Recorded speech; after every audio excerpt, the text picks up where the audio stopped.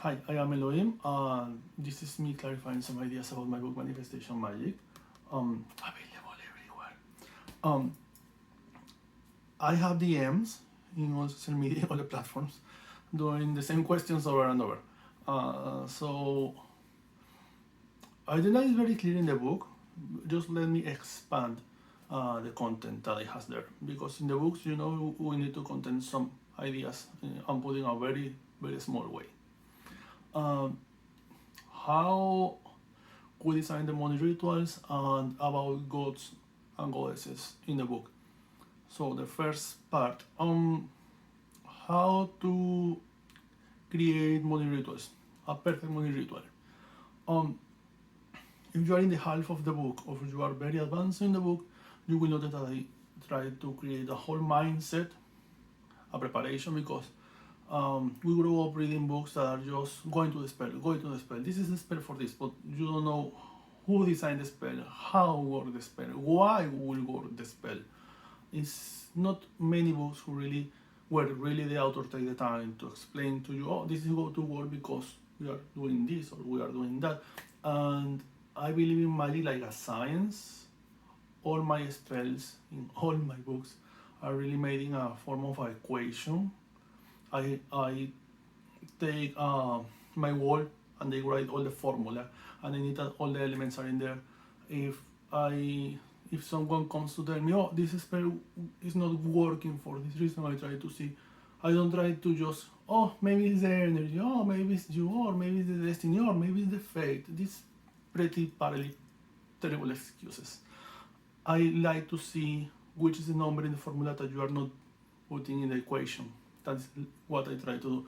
Maybe this crystal is not working for this. Maybe you are working with herbs. Okay, let me see which herbs you are using. Maybe you are maybe the moon phases, and the person comes to tell me, oh, but I don't work with the moon phases. I don't believe in that. Yeah, you don't believe that, but that is maybe has some influence in your work. The fact that you don't believe in vaccines or science doesn't mean that this don't exist. Sorry, magic is practically the same. Um, so I'm not trying to put all my mind over yours. I'm just trying to clarify how is my view about it. When it's about magic, I'm working like a scientific person. I like to see all the questions. I like to see all the formula, which ingredients or elements are not working here, like alchemy. This is how this works better. Uh, if in your spell work do you catch that something is not really working, you need to catch exactly which is the element that is not working and why this is not working. I can put too many examples because this is a video for Instagram, so this need to be very, very short.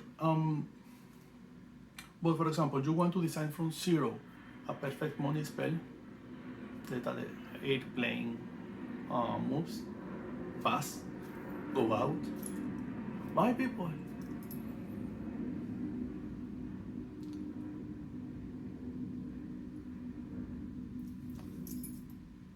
So,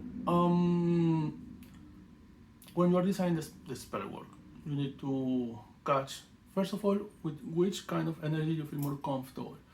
I personally feel comfortable with practically every kind of magic except chaos magic. That's not my thing. But I feel comfortable working with herbs, with crystals, with minerals, with oils. I don't have any problem with any of that.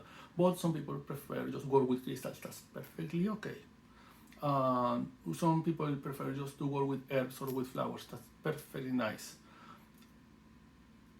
So, with which energy you feel more comfortable? Because probably you're working with something that you don't like. Probably you are a crystal witch. We use those terms now. These umbrella words, very weird. Uh, you love work with crystals and minerals. You never work with herbs because you don't like the texture. You don't like the smell of the herb. You don't like take something that will make you feel dirty in your hands. So when you are working with the spell work, you feel all the sensation when you are doing all the spell work. You feel that, oh, my hands are nasty. I need to end this spell to wash my hands. Maybe you feel like that. So you are literally corrupting your own spell work because your mind is in there. So it's 3 elements that you need to try to put your mind on. And I always try to put this on my spell work. It's how I teach magic. It's how I teach to my students how to do magic. Wherever they are starting, if they are new or if they are very long in the craft, I just try to teach them these three elements. Try to put these three elements together: body, mind, and spirit.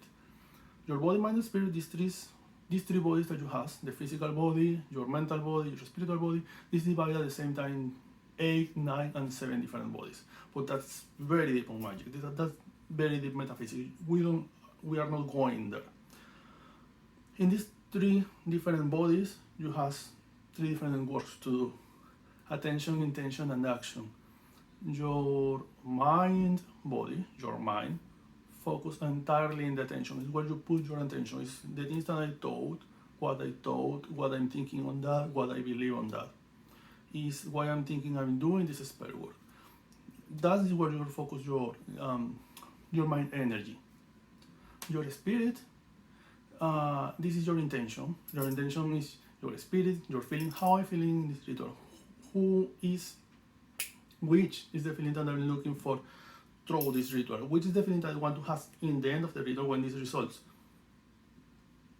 I'm doing this abundance, money, financial, prosperity spell work because I want to feel prosperous. I'm doing this love spell because I want to feel love. I'm doing this protection spell because I want to feel safe.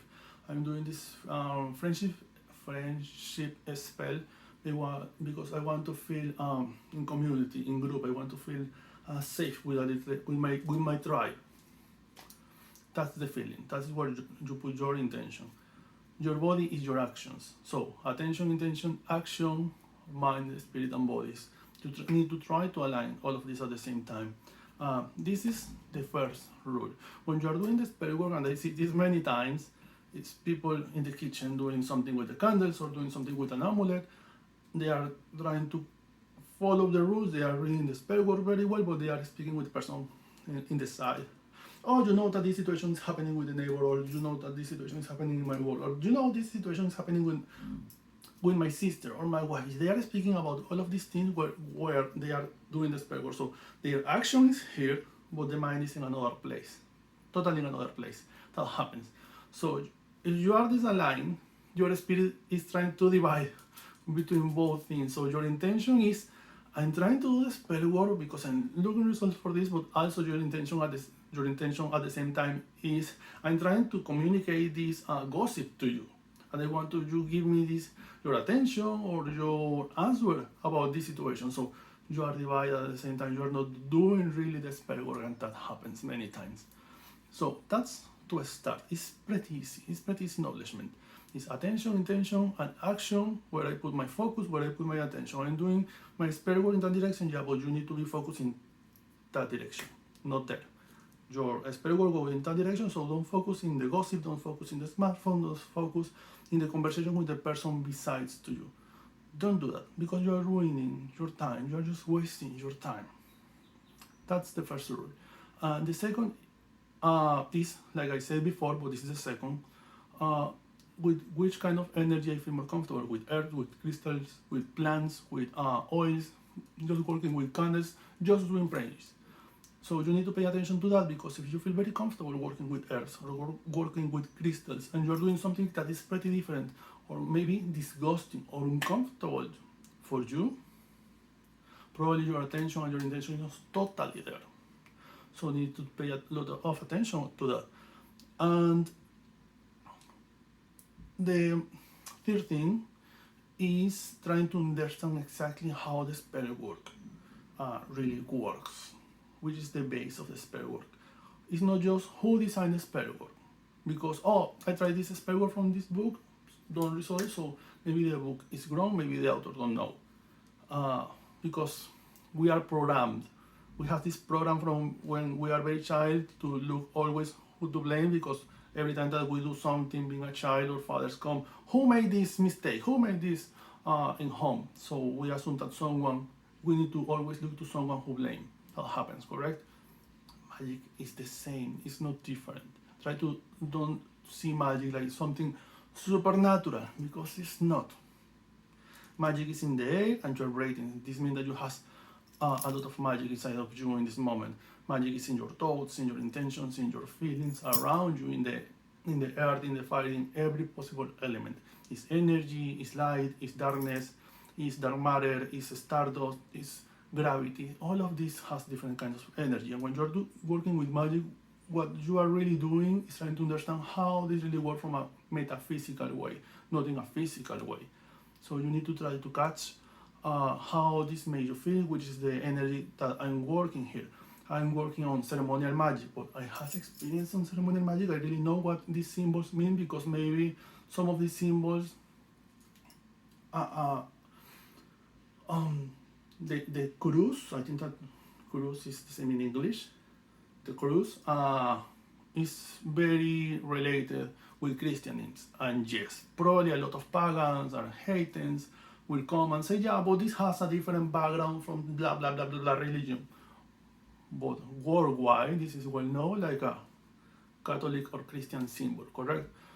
Probably you are trying to do this ceremonial magic, you, for example, and you relate this symbol with something Christian, and you are not Christian, you don't believe in that, you are not Baptist or something, and when you are doing this spell work and you have some crosses in the symbol, in the circle, you don't feel comfortable with that.